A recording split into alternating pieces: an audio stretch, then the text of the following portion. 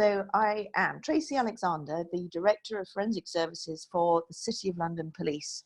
And essentially, forensics is what we do, and that incorporates chemical enhancement of finger marks and fingerprint identification, which is what we're going to talk about today. But we also have training programs and contracts, and we are able to access DNA analytical services, toxicology, the full range. Thank you very much, Joe. I appreciate it. So that's me, and we can do pretty much any of the crime types that you see there described on the right-hand side: high-tech crime, cybercrime, coronial investigations, and so on. But essentially, what I want to talk mostly today about is the problem that we have around trying to identify people who are involved in or believed to be involved in wildlife crime, because the figures there kind of speak for themselves. 55 elephants killed a day. When we had the presentation recently, there's an estimate that there's about maybe 350,000 left. It's probably not that many, even since those figures were first got together. It's worse for rhino. I'm sure I'm not telling anybody anything that you don't know. And then obviously pangolins have been recently added in terms of being the most trafficked animal, apart obviously from humans, but there are plenty of us.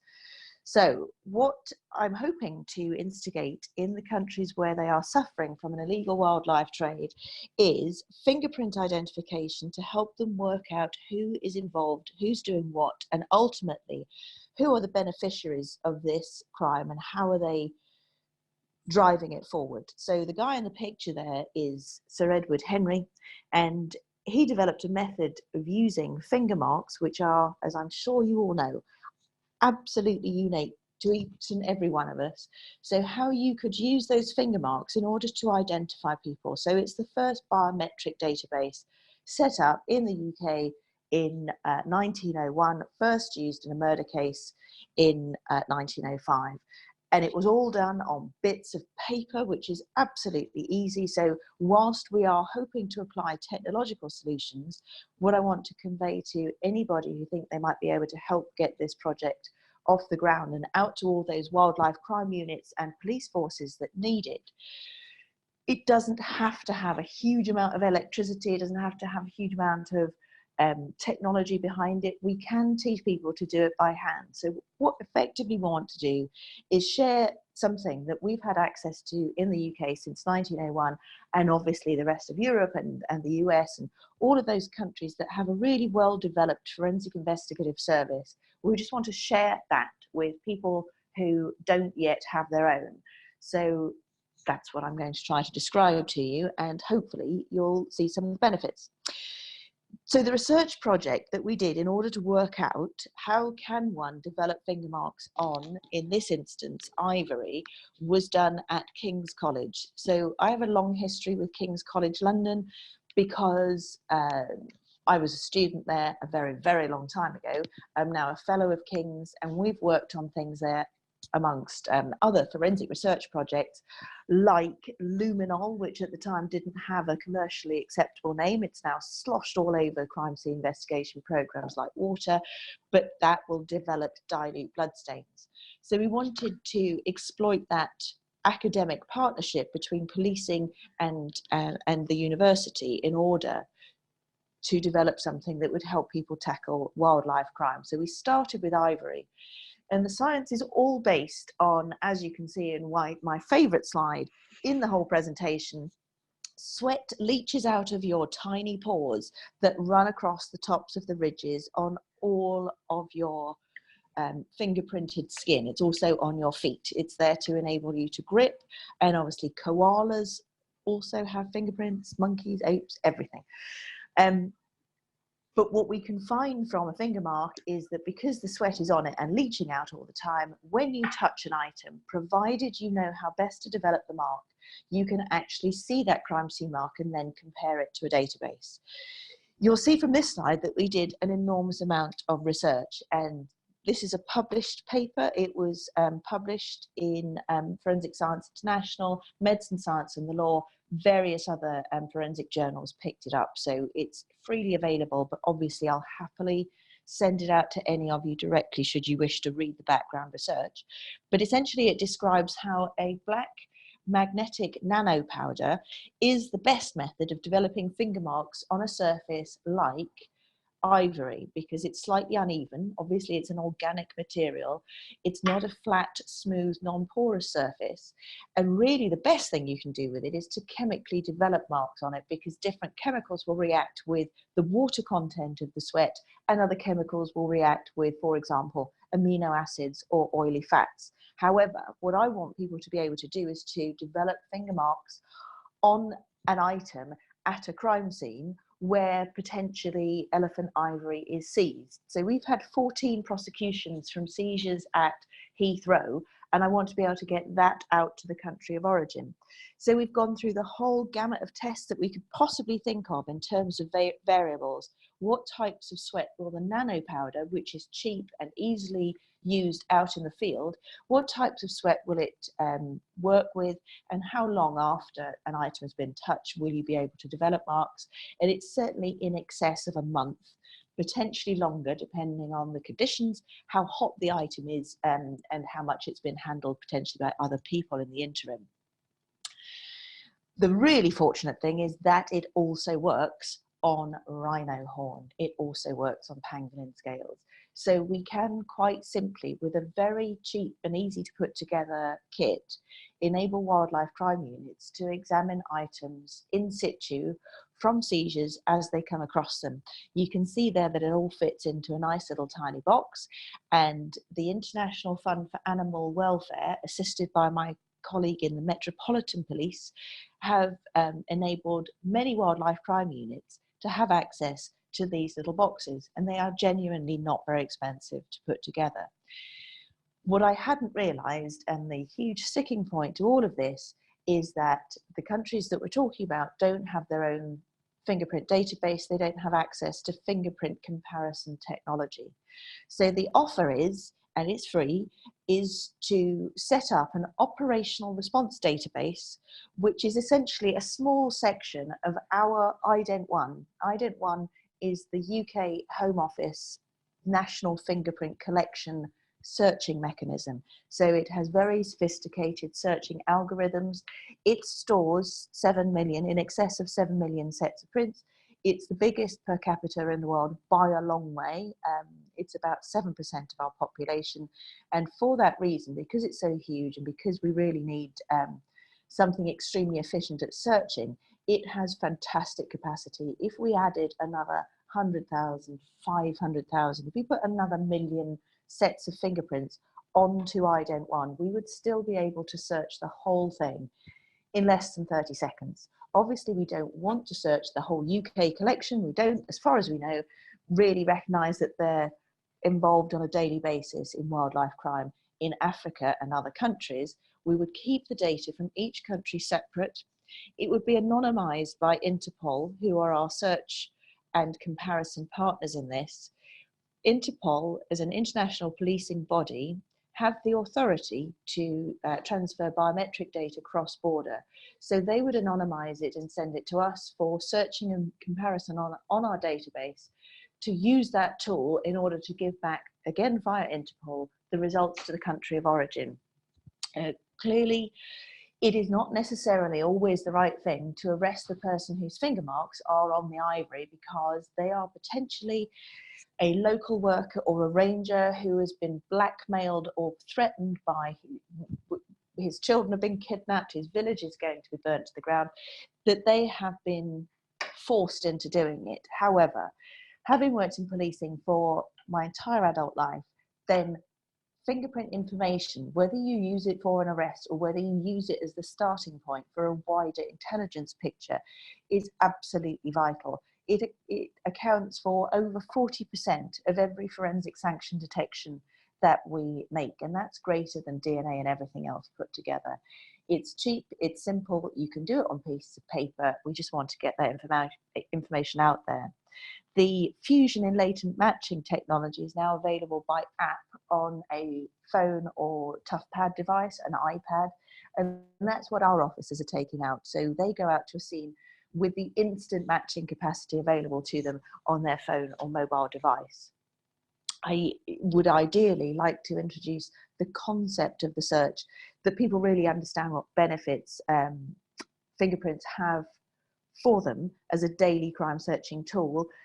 These things will come later, but the technology is already available, that you would be able to have this actually in your hand and to go directly to a scene in order to search it. So clearly there needs to be training programs that go with this technology. We are hopeful because, as you can see from that list, there are private companies that have already won the contracts from African parks to provide intelligence services for all of those countries. So essentially all of those countries have access to an intelligence database whereby people are covertly tracking poachers and people they know that are involved in this type of crime, and they're actually sharing the data from the phones that they covertly steal for a while and download the information on it, as in where will the transport of the goods be, at what port might it leave the country, where is its destination, and so on. So there is already established the concept of everybody sharing data together in order to better tackle a crime. We would need to offer training to anybody who wanted it, and that training package is broken down into 3 very simple packages. Crime scene management is the overview and running of a crime scene. Scenes of crime training is what we all see on TV programs all the time. It's the guys in the white suit and they've got a little brush and they're developing and swabbing, and obviously we can get the kits out to them as well for not too much money at all. And then to make sure everybody understands the difference between intelligence, which is what's already happening for those African parks, and evidence. A finger mark on an item is evidence of identification and can be taken to court for a prosecution. So should anybody want any more details about it, there's a little bit more detail in there about the 3-day schedule. And that last day is entirely adaptable dependent on what the Wildlife Crime Unit or police service want. Because if they're already using fingerprint technology to a certain extent, they might want to focus on DNA.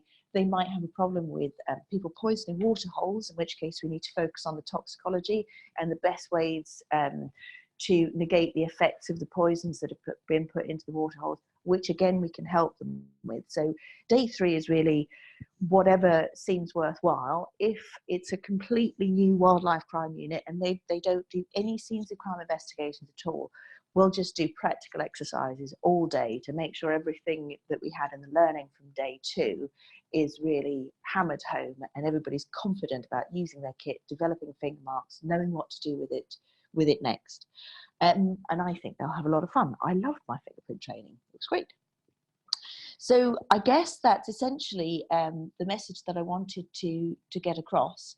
We don't want to run a database for African nations or anybody else for that matter in perpetuity. We'd just like to have the chance to show people what great results they can get. And if we can show those great results, I think that people will want to set up databases for themselves.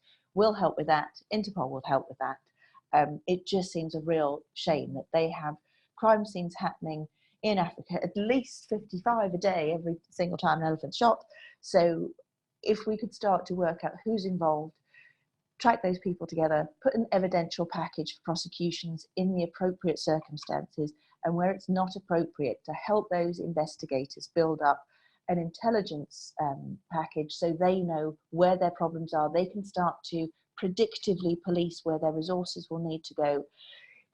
We're doing it all the time here and right across Europe and America and so on, as you all know. And there's plenty of TV programs about it. We just want to share that. So the 2 things that I would ask for is if anybody has any influence at all in terms of, do you know of wildlife crime units or investigators that would appreciate access to this technology, will absolutely do it at some point, because we've got training programs set up for Zimbabwe, Zambia and Tanzania. Eventually we will run out of people and we will need to be able to fund flights in order to get more people out there. But it is a short-term thing. This is not income generating in any way at all. It is simply for the amount of time it will take people to get set up and to be able to then train their new recruits to have those databases and that access to forensic science in their own countries. So that's what we're hopeful for, and I'm really, really grateful for your attention. Wonderful. Thank you so much, Tracy. Harold, Harold has a question. He wants to know if, is it common criminals do not wear gloves? I can honestly say in the last 30 years, criminals do not wear gloves any more frequently than they did when I first started. Fortunately, criminals are mostly stupid, which doesn't mean that they're not able to learn, but where you might find that somebody eventually will develop the habit of wearing gloves and swapping their shoes around so they're not leaving footwear marks, invariably they start to wear the same pair of gloves. It becomes their "this is my going out to commit a crime" outfit, and they've got these gloves on, and they'll have DNA all over the outside as well as the inside. So you can see where the hand was put down, you swab it or tape it depending on the surface, and then you have a DNA hit in lieu of a finger mark. But fingerprints are still the most lucrative crime scene source that we have. As I said, 40% of our forensic sanction detections, greater than everything else put together. Mariana, did you want to jump in? Hi, thank you. That was fascinating, Tracy. Thank you very much. I work for WCS in Bolivia, and we are dealing right now with a big problem with jaguar teeth trade, international one. So I was wondering if this technique has been used or proved with big cat teeth, maybe tiger teeth or something like that. And we have a very close relationship with the Bolivian environmental police. They're very interested in receiving more tools to detect the suspects and do a better job. So I'm gonna be in touch with you for sure. And yeah, we're absolutely. Thank you. And with WCS, we're we're working on this at the moment. So this was great. That was my question. Thank you. Great stuff. Well, I'm more than happy for you guys, WILDLABS, to share my contact details, and then any of you've got a specific problem or you think that there might be a forensic intervention, if you just send me the details. It doesn't have to be fingerprints. That's the one that I'm really pushing at the moment, because I see the potential for some really quick wins there. But you can ask any forensic question you like. From the launch that we had last week, I've had contact from a really great guy who's working in